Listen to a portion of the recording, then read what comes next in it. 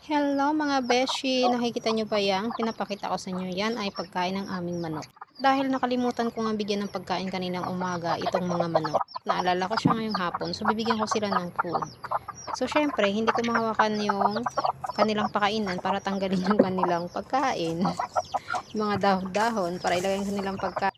So syempre, ginamitan ko ng paa. So, paapaan na lang tayo ngayon, ganun. Dahil gutom na sila, dahil usually nagbibigay ako ng pagkain nila ay tuwing umaga. At dahil kaninang umaga ay masyadong busy ang inyong lola, hindi ko sila nabigyan ng pagkain. So ngayon, nang binigyan ko sila ng pagkain, nakikita is gutom na gutom sila. So binibigyan ko sila araw-araw ng pagkain at saka ng tubig. Ano pa naman silang tubig kaya hindi ko muna sila bibigyan.